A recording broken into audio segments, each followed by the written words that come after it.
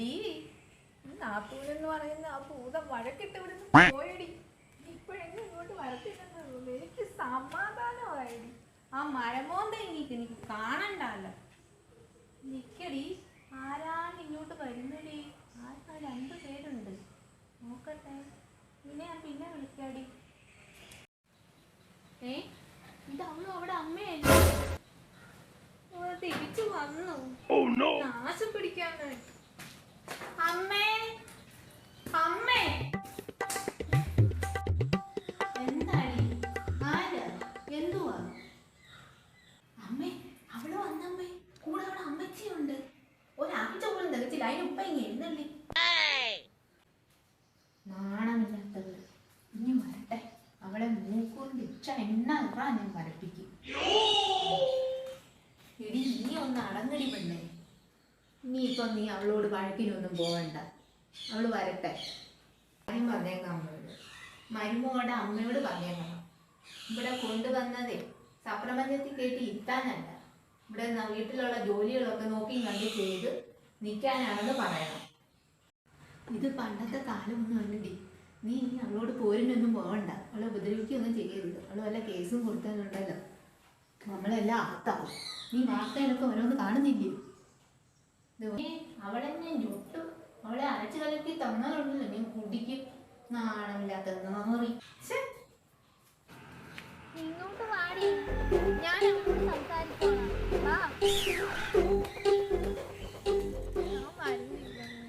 എനിക്ക് അങ്ങോട്ട് വരണ്ട. അമ്മക്ക് നമ്മുടെ വീട്ടിൽ പോവാം. നീ വന്നേ, കെട്ടിച്ച് വിട്ട് കഴിഞ്ഞാൽ ഭർത്താവിൻ്റെ വീട് സ്വന്തം വീട് പോലെ നോക്കണം. ഇതൊക്കെ മറന്നോ? വാ, നീ എന്നെ കണ്ടുപിടിക്കും. ആ വീട്ടിൽ വന്നപ്പോൾ എന്തെല്ലാം പാടും ദുരിതങ്ങളും ഒക്കെ സഹിച്ചാൽ ഞാനവിടെ നിന്നേന്ന് നിനക്കറിയാമോ? ഞാൻ വരുന്നില്ല അമ്മേ, എനിക്ക് പേടിയാ. ആ കുട്ടിപ്പിശാന്ന് എന്നെ കൊല്ലും. നമുക്ക് നമ്മുടെ വീട്ടിൽ പോവാം. ആകുമ്പോൾ അങ്ങനെ തെറ്റുകുറ്റങ്ങളൊക്കെ കാണും. അതൊക്കെ കേട്ട് ക്ഷമിച്ച് നീ ഇവിടെ തന്നെ ജീവിക്കണം. ബാ ഇങ്ങോട്ട്. എനിക്ക് വലിയ മൂടുള്ളവരെ സഹിക്കാൻ. ചേച്ചി, അവിടെ അറിവില്ലായ്മ കൊണ്ട് വല്ലതും പറഞ്ഞിട്ടുണ്ടെങ്കിൽ അത് ക്ഷമിക്കണം കേട്ടോ.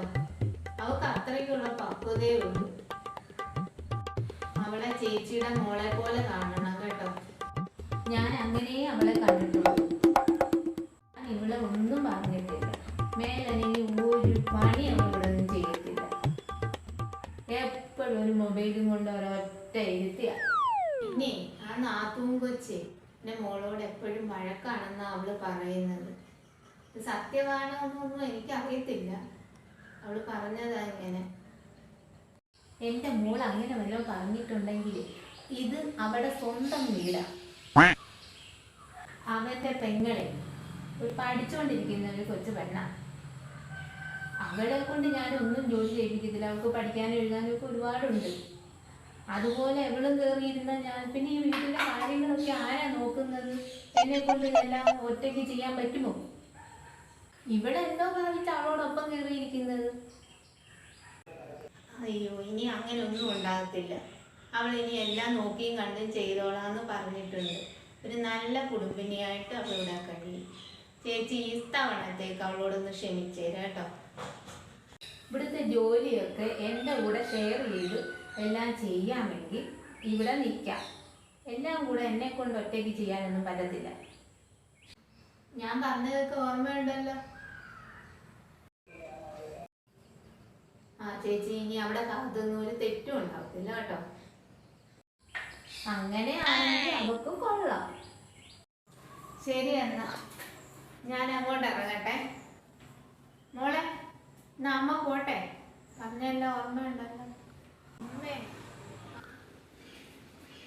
എങ്ങനെയെങ്കിലും അവരെ സോപ്പിട്ട് നിൽക്കാൻ നോക്കുമെണ്ണേ. ആ വീട്ടിൽ വന്നവരുടെ അവസ്ഥ നിനക്കറിയാമല്ലോ. നിന്റെ നാത്തൂൻ്റെ കടന്തൽ കുത്തിയ കൂട്ടുള്ള മോന്ത കാണാനാണ്.